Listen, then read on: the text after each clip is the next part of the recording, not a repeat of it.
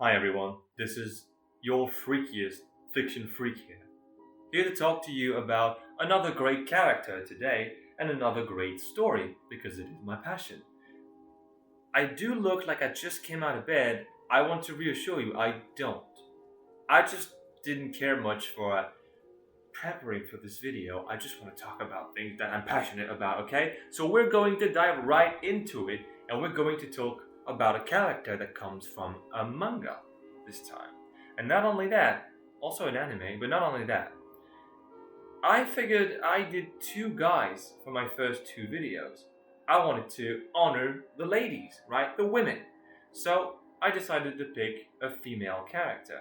And we're going to be talking about a character from Vinland Saga, and it's going to be Arnheid. Without further ado, let's go. Arnheid was born in the year 994. Nothing is known from her childhood. All we know is that at some point she meets Garda, falls in love with him, gets in a relationship, and have a baby with him, named Hjalti. They also settled as a family in an unnamed village.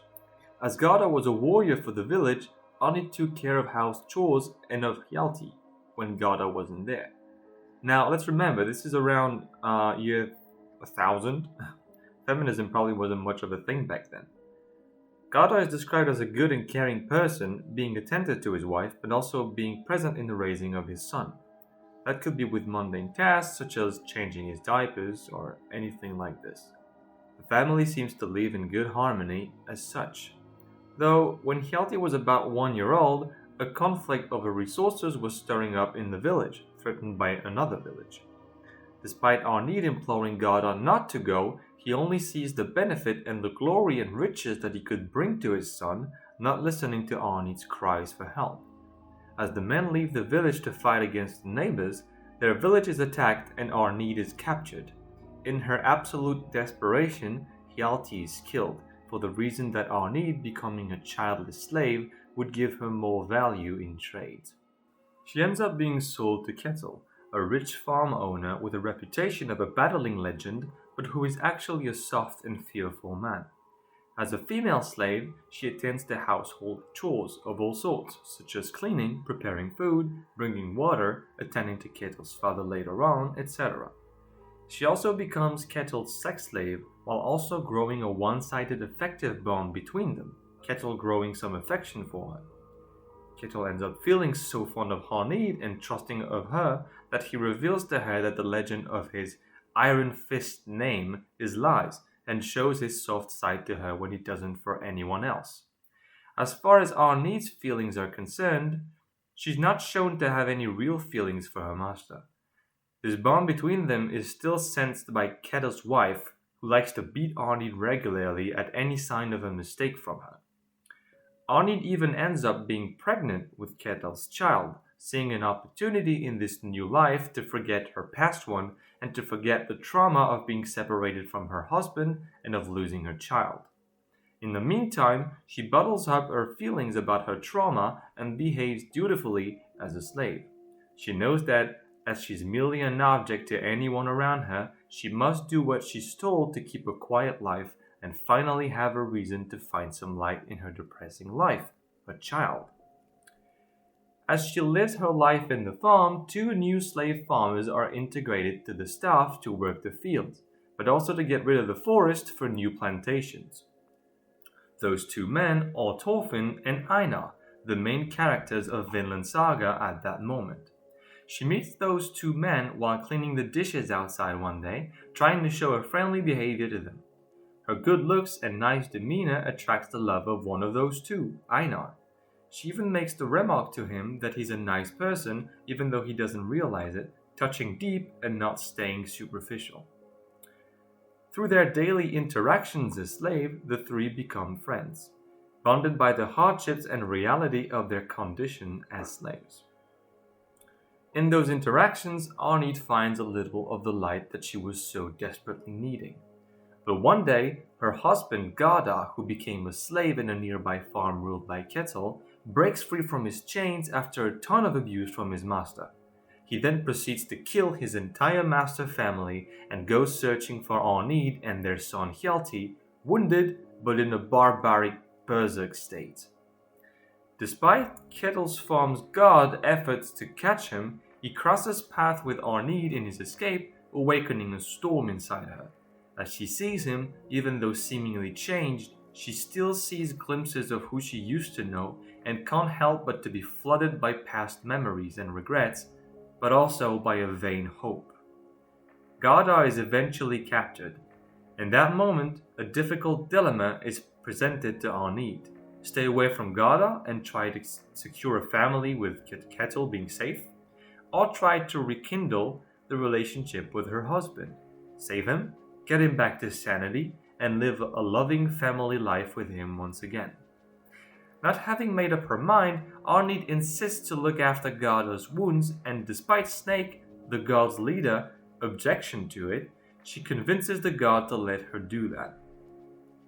After talking to Gada and realizing that he lost his mind for the most part, but still seeing glimpses of the person she loved, she's taken by surprise as Gada breaks free from his chains again and bites off the throat of the god who was coming towards them. Gada then kills all of the gods present on the scene, but leaves the battle even more wounded than before. As they flee, with the cooperation of Kettle's father, who is a compassionate soul for slaves, she hides Gada in the father's house after attending to his wounds.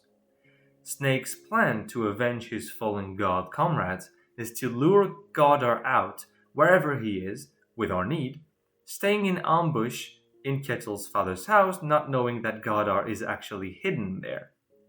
As Einar and Thorfinn come to Arnheid to offer their help, she reveals where Gada truly is, under the bed of Kettle's father. They come up with a plan to lure Snake and the gods out so that they can extract Gada out of the house and take him far away. But in the execution of the plan, Snake realizes that something is wrong and ends up catching Thorfinn trying to extract Gada with the help of Arnheid. In order to fight for his friend's wish, Thorfinn then faces Snake in order to protect Gada's unconscious body that has been moved to a cart. However, in the midst of the fight, Thorfinn gets outwitted and Snake manages to get to Gada and stabs him to finish him.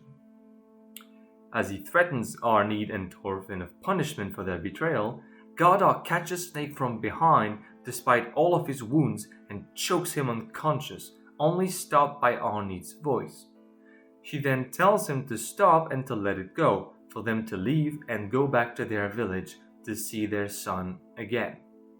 It is unclear if Gada actually saw through the lie or not, but he agrees to ask politely for the cart to Kettle's father, which he agrees, which is a bit weird since Gada was in a berserk state not too long ago, but he kind of calmed down with Arnheid's voice.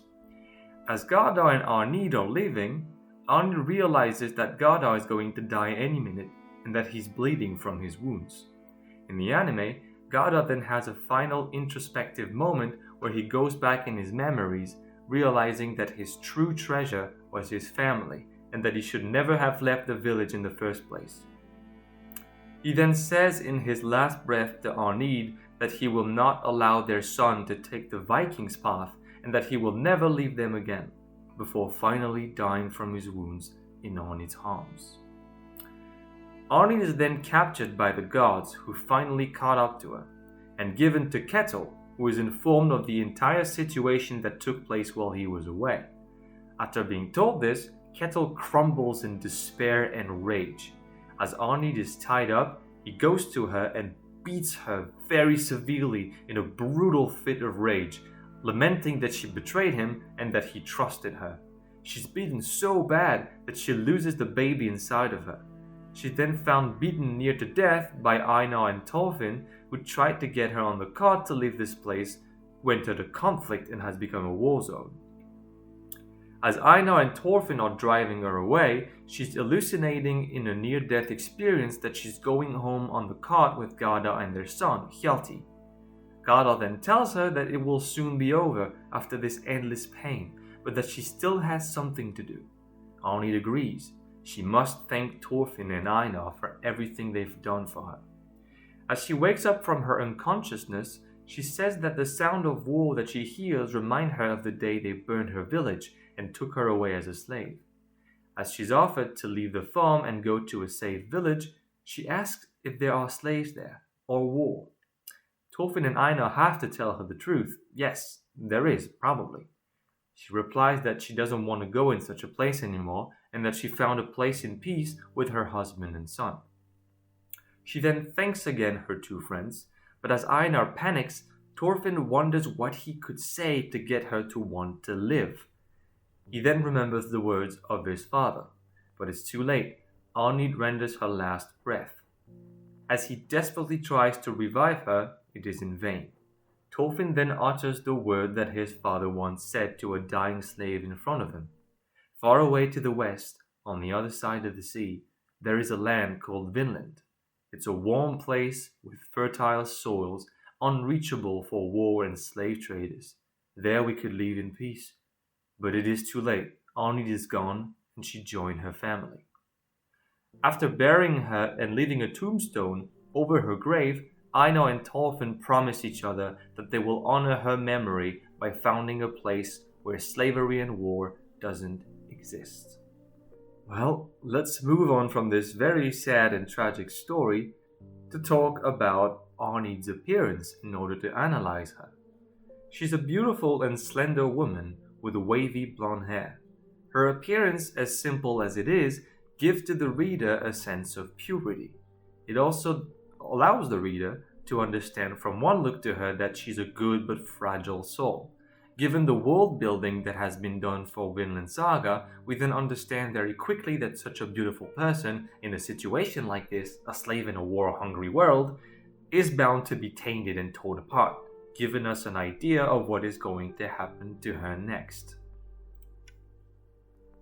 Now we can dive a little bit deeper on Arnheid's character by talking about her personality. Arnheid is a kind and hard-working good soul. She proves herself to be an extremely patient person as she endures all kinds of torment but still bides her time for better days, working diligently. Even through all of her suffering, she's empathetic and generous enough to form a bond with Thorfinn and Einar, showing true kindness to them.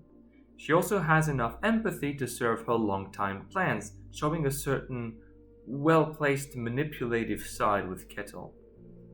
Adding to her patience, she's also shown to be very strong mentally wise and resilient in the face of adversity, while also having a very strong mind to avoid temptations such as running away from the farm, even though for her last temptations she got overflooded. Her strength of mind is even more impressive given that she is victim of an abusive relationship, being with a master that she has to sleep with.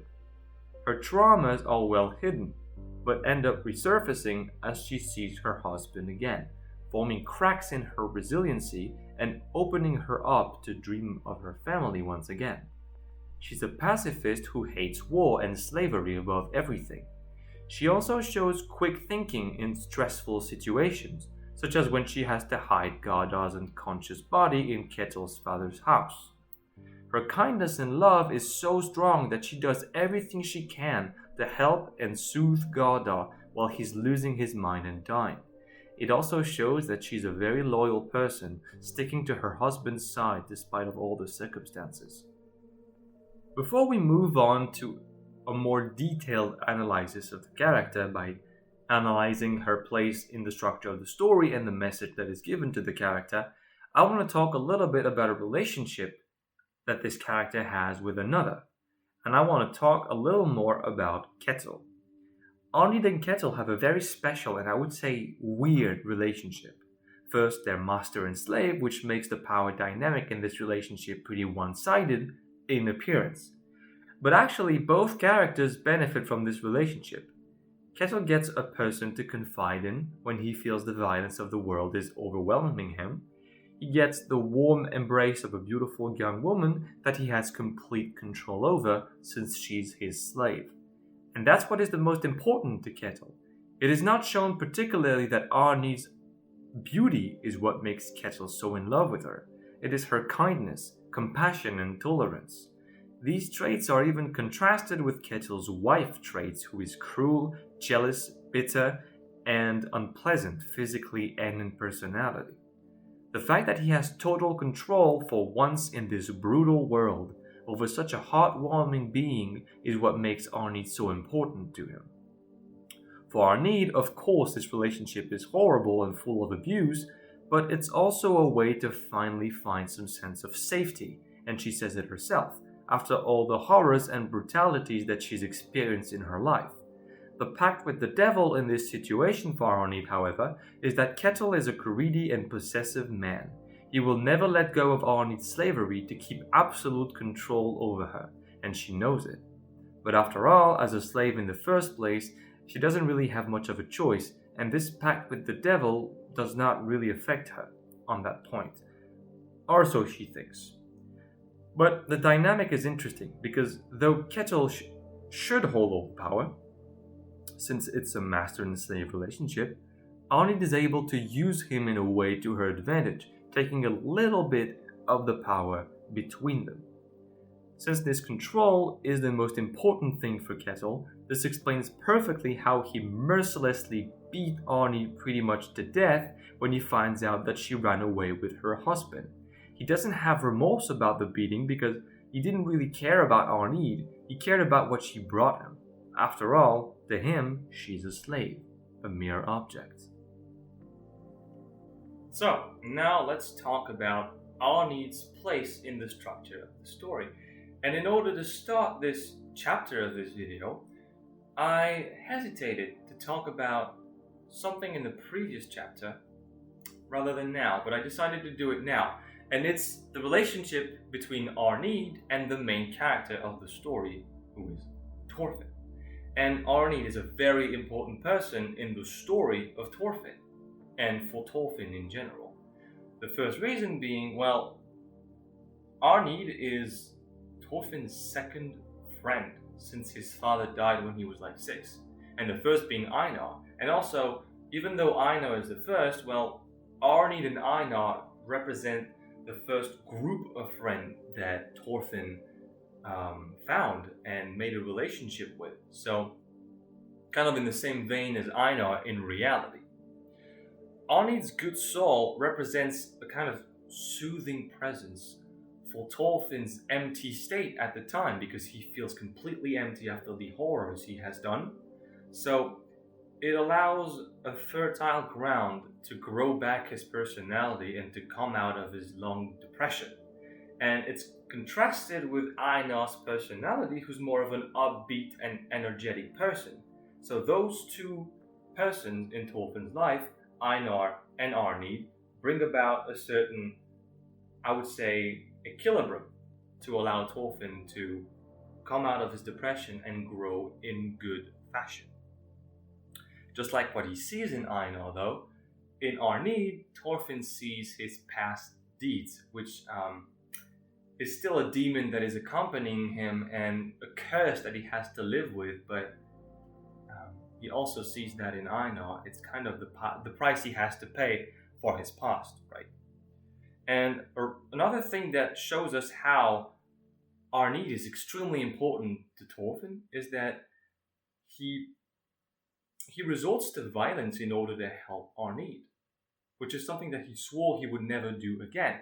So if Thorfinn is ready to just renounce his motto, was so important to him, and plunge back into violence again, despite him feeling absolutely traumatized every time he remembers that violence, shows just how much he loves Arnheid and how much he's willing to help her. And this friendship that has been growing between Arnheid and Thorfinn finally explode when Arnheid dies, because Thorfinn finally understands the words of his father. The fact that violence breeds violence and that one has no enemies on this earth. And this is kind of blossoming at the end because of Arnheid's death. And the fact that Arnheid is such a good soul and such a gentle person makes it even more heart-wrenching when Thorfinn makes this speech on her dying body, telling her that you can come to Vinland with us and you could have finally a place of peace. And yeah, this is a really great bonding moment as well for Einar and Thorfinn, because it kind of cements their brotherhood. They were friends before, but after Arnheid's death, they truly become brothers. And they have a common goal, who's a very strong goal, to create a place on Earth where there is no war and there is no slaves and people can finally find a haven of peace. So to sum up her relationship with Thorfinn and how important it is to the story, she's a catalyst for Thorfinn to grow back from his depressive state where he's empty or feeling such, and to grow back into this pacifist ideal and objective of life that his father Thors had and tried to instill in him, but died before he could. So there it is. Another thing that I wanted to add about Arnheid and Thorfinn as well is that Arnheid allows a sensibility to be unlocked in Thorfinn after his depressive, empty state, because we see Thorfinn cry for Arnheid's death for the first time since his father died when he was 6. So I think this sensibility and this profound sadness would not be unlocked unless for someone as important as Arnheid to die for Thorfinn.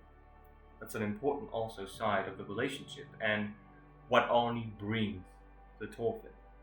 Another thing that Arnheid is useful for in the structure of the story is to see another side of Ketzel, because we see Ketzel being in a vulnerable state where he doesn't have his mask and allows his weakness and his fear of the world and his overwhelmed state in front of the violence of the world that surrounds him to be completely exposed, because he trusts Arnheid very much. And that allows us, the reader, to see this side of Ketzel, even though he's not supposed to unlock his mask. But thanks to Arnheid, we can actually see that. She's also a very good twist on the, I would say, happy ending of the hero and the beautiful maiden being together and living happily forever. Because that's what you could think when you start to see Einar being interested in her. You think, okay, this is going to be a happy ending. They're going to end up together and live this fun. Not slaves anymore, free. No, that's not the world of Vinland Saga. And it says a lot about the world of Vinland Saga to take this trope of the happily ever after and to actually break it down and to show that Einar is not going to get a happy ending and that he's going to have to get through so much trouble to even find some peace in front of what happened in front of him. Also, her death serves as an end of chapter and kind of a breaking low point emotionally, whether it is for the heroes, Einar and Thorfinn, but also for us, the reader. But it also gathers determination and a profound sense of conviction in the heroes, but also in the readers, to be able to start a new chapter next with a new objective, create the peace that will finally give peace also to Thorfinn's mind, since he's done some horrible things in his past. Now that we've talked about the place of Arnheid's character in the story, we're going to be talking about what is this character trying to say to us readers? What messages does the character bring that we can meditate upon? And I think one of the main things that this character is talking about is the horrors of slavery. Because in this manga, it's not only about Arnheid, but Arnheid is a great example of that. It shows us very well how slaves are treated as lower than humans. Way lower. And it also shows us the horrors of what the human mind is capable of, especially contrasting with such a good soul like Arnheid, who's been presented as such a good person. We can also see a message about the violence in the world, and especially the Viking world has been criticized a lot there, and their ways, I would say, but it also applies to the world in general. Arnheid was such a victim of violence and a victim of the consequences of violence that she literally never found solace in this world. She had to die to finally find peace. So it's a really... The fact that you have to die to find peace is a horrible thing. It's a horrible message in the way that it's very sad, but it is still one thing that we can reflect upon. Within the same vein of this idea, she also helps to put forward the main idea of Vinland Saga, which is the message through Thorfinn's character that we could talk about in another video, but for now, we'll stay there. But the message of Thorfinn's character is an idea of pacifism. Can we find a way to eradicate violence and the horrors that violence leads to with our attitude or one of our creations? Thorfinn wants to try to create a place, at least, where there is no war and no violence. And it makes us reflect about violence, the need of it. Is it possible to eradicate it? There's a ton of other things. But Arnheid's story is helping to push Thorfinn's story, which is pretty cool. Also, I said in the beginning of this video that I would honor the women in talking about this character, and I do believe that Arnheid's character is a great flag for women's suffering throughout history, because as we can see with Arnheid, she, despite her strength and despite her efforts and patience, she's been so oppressed and so humiliated and abused that even though she had all those great qualities, she could do nothing about it. The system was against her. And she ended up, as she did, with a very tragic story.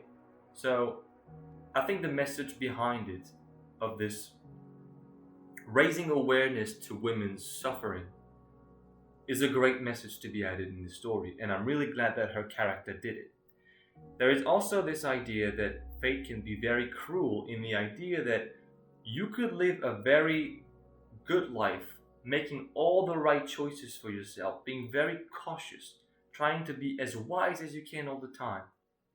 And then at one point, taking one risk, one choice that would be following your dreams or following your convictions or whatever. And the consequences could be so bad that you would end up with as tragic of a story as Arnheid got. So, I wouldn't say life is unfair. It's kind of what it says, right? Fate can be cruel in general. You can have all the good fortune in the world, you could also have the other side, and fate can be really bad with you. And the only light that she found in all this, at least in the last times of her life, was the friendship that she had with Thorfinn and Einar. And that's another message of the character, and it's that your friendships are a light in the darkness that you should never underestimate, and you should really take care of them. I think it's also a really cool message of this character. I also think that one thing that Arnheid's character says to us, that is, it's a really good idea to have put this in here, is the fact that some people are so far down the hole that they can't see the light.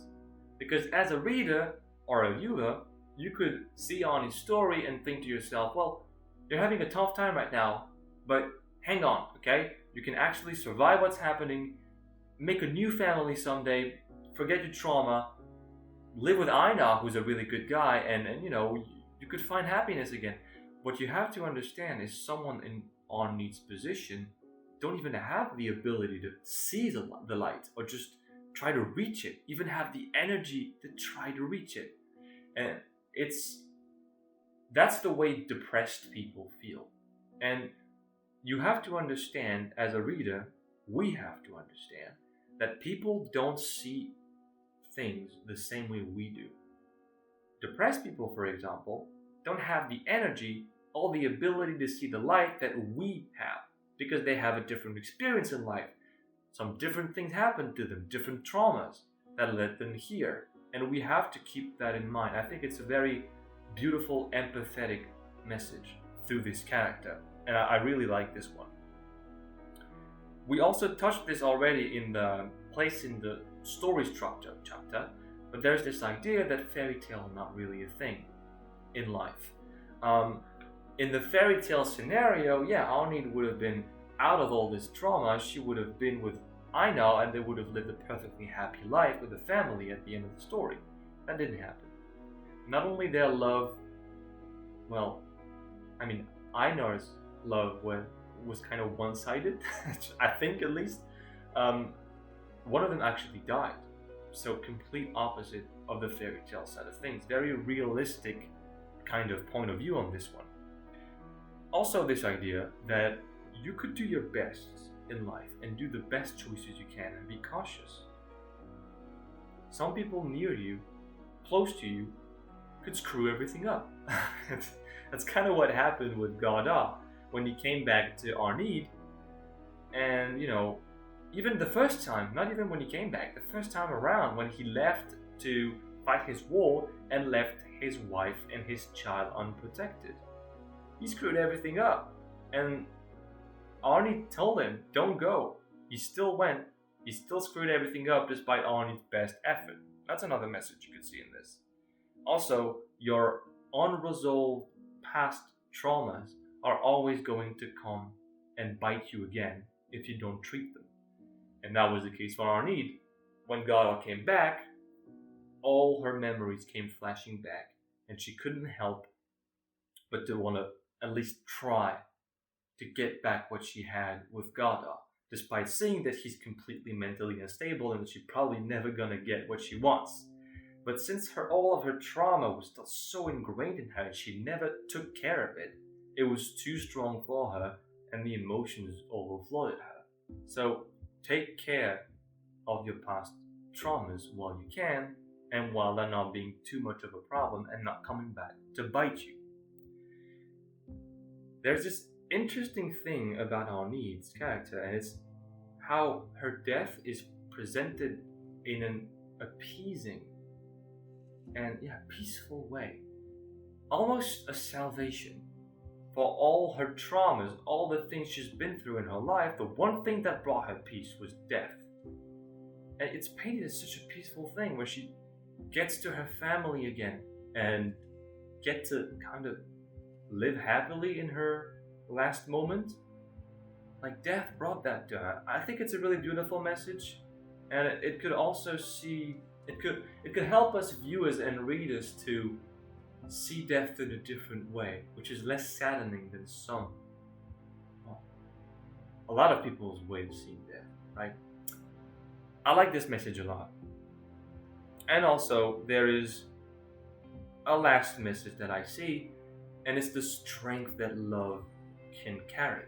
And Arnheid loved Garda so strongly and so much that she went through all the hassle that she's been through in order to help him, even if she kind of knew it was his last moments.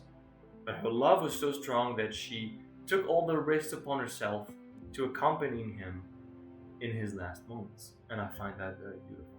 Alright, I hope you enjoyed this, because I absolutely love this character and I absolutely love this story as a whole. I love Vinland Saga. It was like my little crush of the last month, since Vinland Saga Season 2 is coming out right now. I knew the story way beforehand, but rediscovering Arnheid's character made me realize how much of an interesting character she actually is. So I hope you enjoy this, and I'm going to see you next time for another great and interesting character, as we always do. In the meantime, see ya!